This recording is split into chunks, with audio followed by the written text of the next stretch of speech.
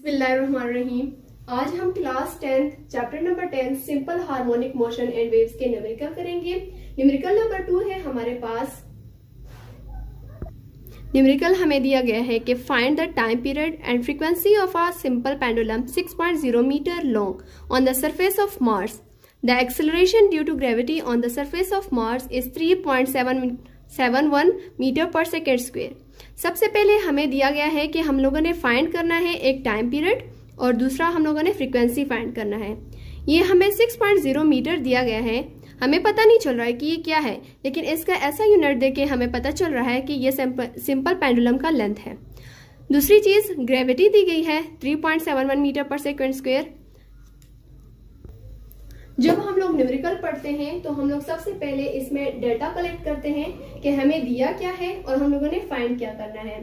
हमें न्यूमेरिकल में लेंथ दिया गया था जो 6.0 मीटर था, gravity 3.71 metre per second square थी, टाइम पीरियड हम लोगों ने कैलकुलेट करना है और दूसरी चीज हम लोगों ने फ्रीक्वेंसी कैलकुलेट करना है। हमारे पास टाइम पीरियड कैलकुलेट करने के लिए फार्मूला है T is equal to 2 pi square root L/G।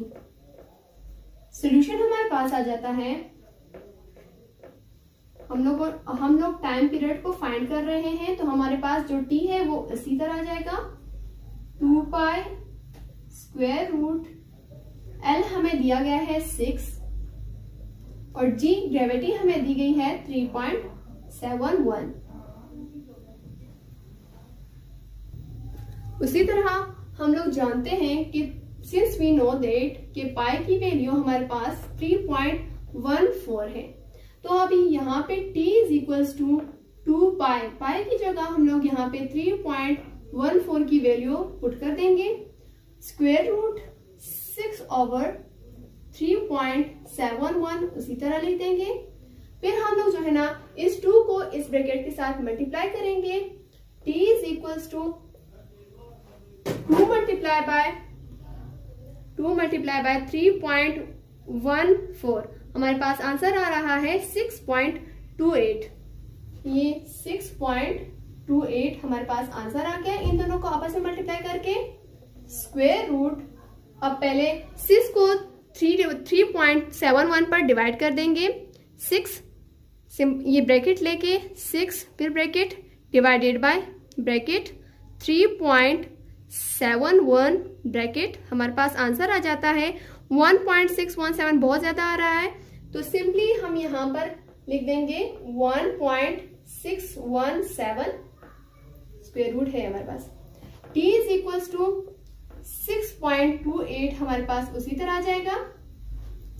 अब यही ब्रैकेट स्क्वायर रूट लेके 1.617 इज इक्वल्स टू हमारे पास आंसर आ रहा है 1.2716।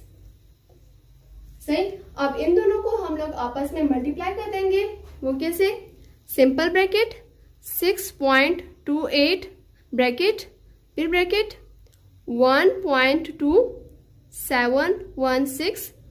आंसर हमारे पास आंसर आ रहा है 7.988। इस तरह बहुत ज्यादा कुछ आ रहा है तो सिंपली हम लोग यहाँ पे लिखेंगे t is equal to 7.9।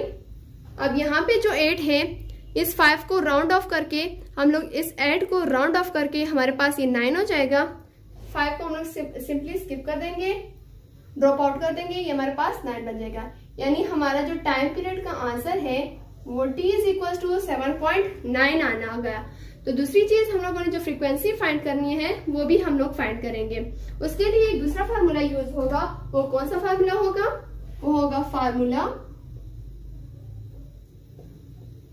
Frequency find करने के लिए हमारे पास फार्मूला है F is equal to 1/T। Solution हमारे पास आ जाता है कि फ्रीक्वेंसी तो हम लोग फाइंड कर रहे हैं इसलिए उसका F उसी तरह आ जाएगा, 1 भी उसी तरह आ जाएगा। जो टाइम पीरियड है उसका आंसर हमारे पास है 7.99। सॉरी, यहाँ पे मैं एक चीज लिखना भूल गई कि जो टाइम पीरियड का ऐसा यूनिट है वो सेकेंड है। वो यहाँ पर लिखना जरूरी है कि ऐसा यूनिट टाइम का क्या है। तो देन फिर हम लोग फ्रीक्वेंसी हमारे पास आए 1 डिवाइडेड बाय 7.99। हम कैलकुलेटर के जरिए 1 को डिवाइड करेंगे 7.99 पर, 1 डिवाइडेड बाय 7.99, हमारे पास आंसर आ रहा है 0.1255, बहुत ज्यादा आ रहा है। तो हम लोग सिर्फ सिंपली लिख देंगे कि फ्रीक्वेंसी हमारे पास है इज इक्वल्स टू 0.125। फ्रीक्वेंसी का ऐसा यूनिट हमारे पास हर्ट्ज से, हम लोग यहाँ पे एज जेड लिख लेंगे।